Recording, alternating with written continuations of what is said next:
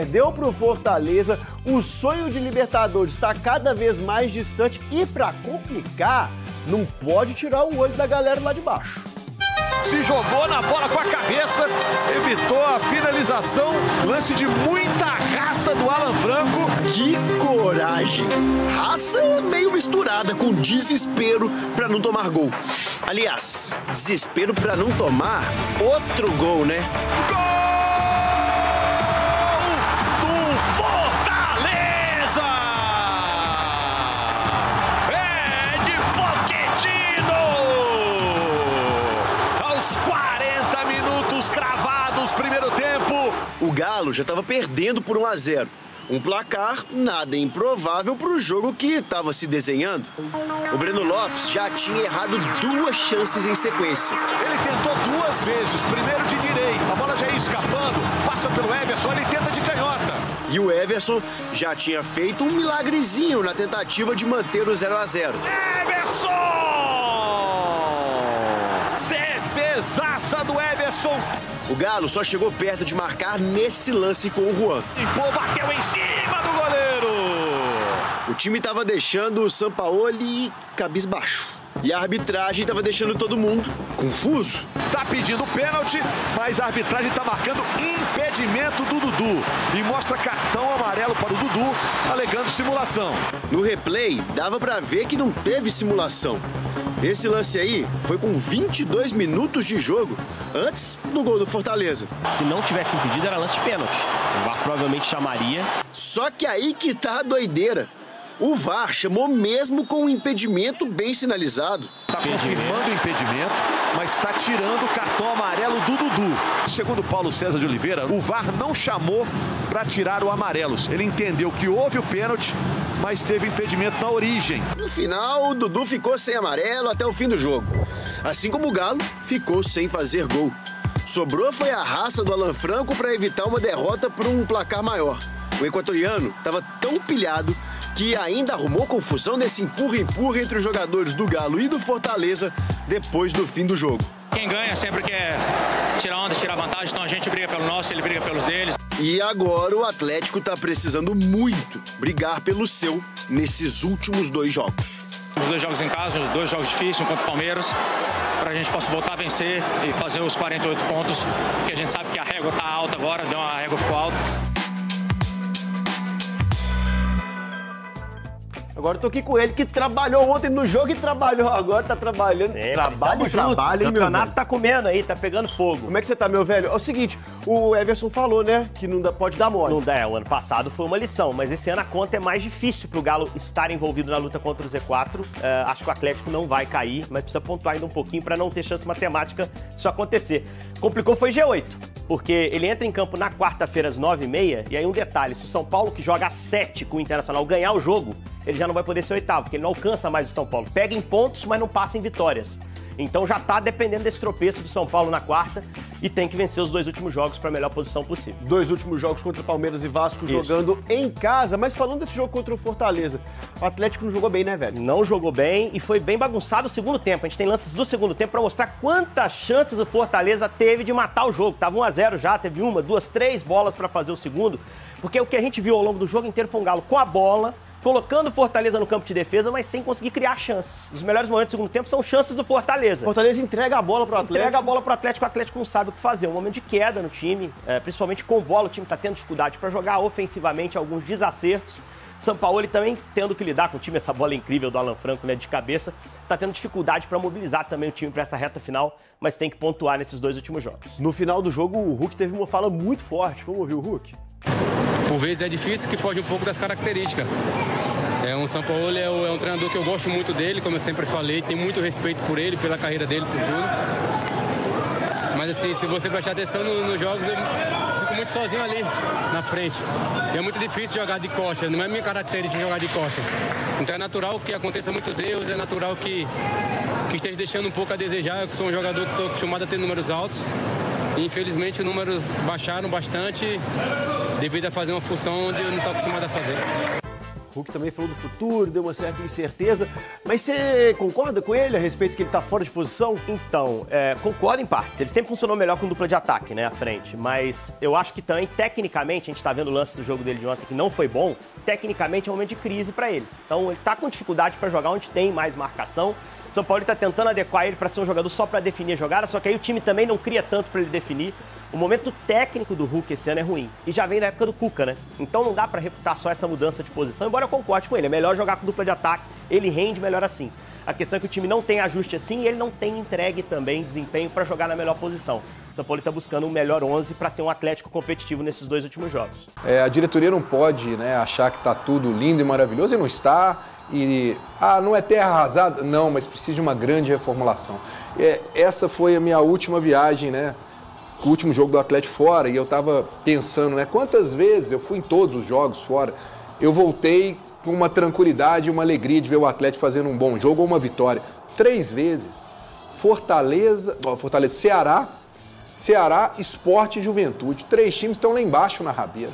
O Atlético, fora esses jogos que venceu, fora de casa, o Atlético não jogou absolutamente nada. Não, mas nem em né? casa. Nem só fora de casa. Né? É um time que oscila muito, é um time irregular, é um time que precisa realmente, um termo para mim que eu vou usar sempre aqui até o final do ano e até a próxima temporada é reformulação. Porque tem jogadores que não merecem estar jogando com a camisa do Atlético. O time do Atlético no papel, até você pode olhar e falar assim, esse time é bom no papel, mas quando você coloca dentro de campo, não dá, né? O time não criou absolutamente nada contra o Fortaleza.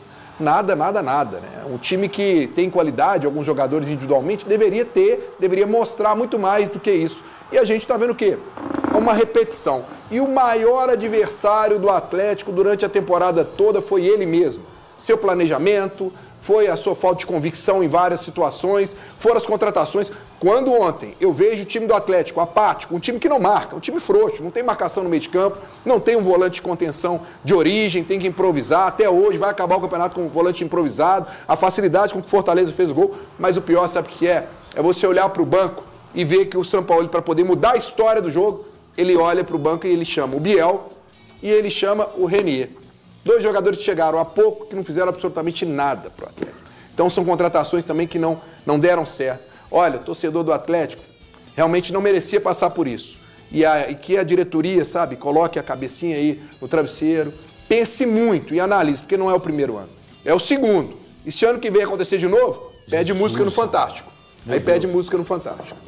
Sim, tem tantas, boa tarde para todo mundo, eu acho que tem tantas atitudes covardes no Atlético, e uma delas é quando eu vejo diretor de futebol falar que o Atlético tem que agradecer porque vinha há muitos anos sem conquistar títulos. Eu acho isso tão covarde, porque quem acompanha a história do Atlético sabe os motivos que o Atlético não conquistou títulos. Tiveram erros, tiveram injustiças, mas nunca faltava brilho, independente do time que o Atlético tinha. E esse time, dessas 2 últimas temporadas, falta brilho, falta vergonha na cara, e isso vindo também dos superiores, tá? Eu não estou colocando só na conta de jogadores. Quando eu falo Atlético, eu estou falando de uma forma geral.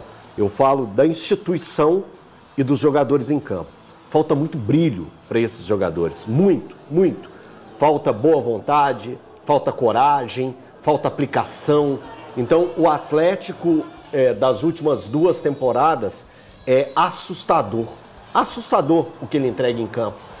Elton, mas ele chegou em 3 grandes decisões. Como que ele chegou nessas decisões? Vamos pensar também no como ele chegou? De que maneira que ele chegou?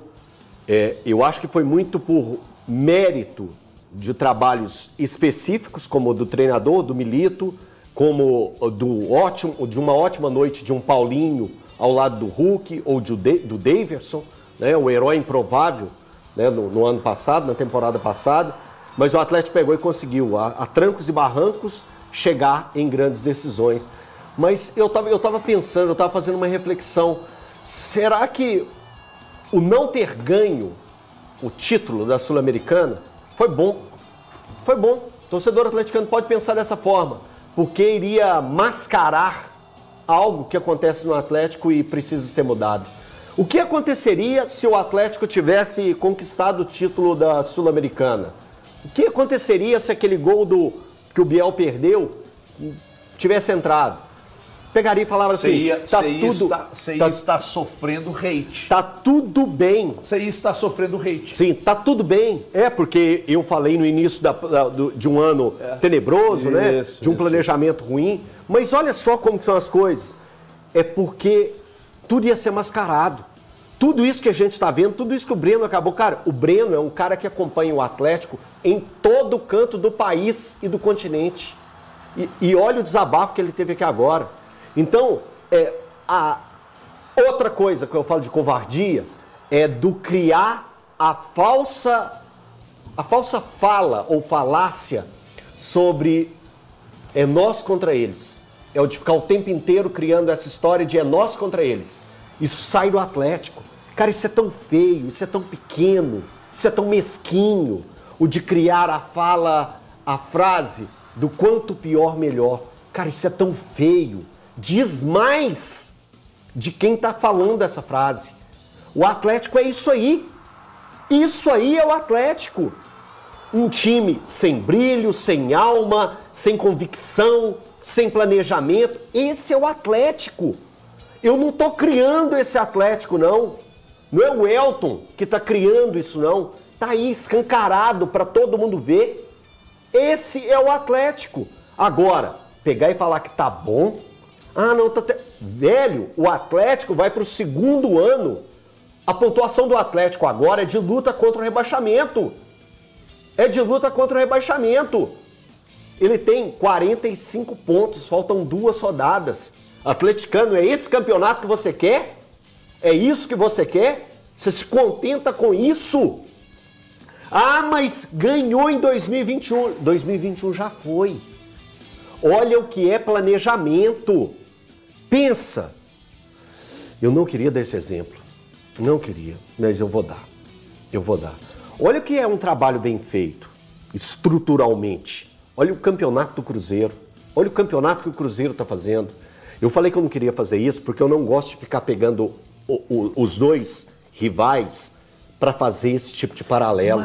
Mas é necessário. Então... É necessário. Mas eu não gosto. Eu tô deixando claro, eu já falei isso várias vezes, que quando tá no tema Atlético, fale do Atlético. Quando tá no tema Cruzeiro, fale Cruzeiro. Eu não gosto de fazer o paralelo. Mas nesse é importante a gente pegar e fazer.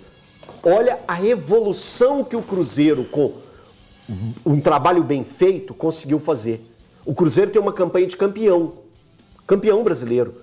E quem olhava o início do ano do Cruzeiro, olhava e falava assim, enrolou o bigode. Azedou tudo. Não azedou. Sobre pegar e acertar, buscar elementos que pegasse e fizesse o Cruzeiro retomar as grandes conquistas, os grandes jogos, as grandes batalhas. O Atlético não. O Atlético foi ali, pra cá, ginga pra lá, ginga pra lá. E não deu certo. Um futebol medíocre dentro da Sul-Americana foi medíocre. Quase foi eliminado por aquele time. Bucaramanga. Esse é o retrato do Atlético. E aí quando você pega um brasileiro, o Atlético tem 11 vitórias no Campeonato Brasileiro. Estamos na rodada 36. Agora vai ser a... 36. Em 36 jogos, o Atlético conseguiu 11 vitórias. É impossível pegar e fazer um café da manhã e falar que tá tudo bem. Torcida atleticana, acabou o clima do Hulk dentro do Atlético Mineiro. É isso mesmo, o jogador tá reclamando que não tá gostando da posição que o São Paulo vem colocando ele dentro de campo. Isso é um sinal de alerta. Alô, diretoria, vamos ligar o sinal de alerta porque o Hulk está insatisfeito no Atlético Mineiro e quer sair do clube. O Atlético já começa a monitorar outros nomes ali. Muito foi falado no Bruno Henrique, no Alan, no Cebolinha, jogadores do Flamengo, mas eu fui atrás de informações e pessoas me afirmaram que o Richarlison começa a ganhar força no Atlético Mineiro.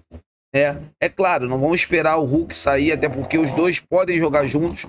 As informações que vêm lá da cidade do Galo, que o Atlético Mineiro tem o desejo, sim, de contar com o Richarlison na próxima temporada.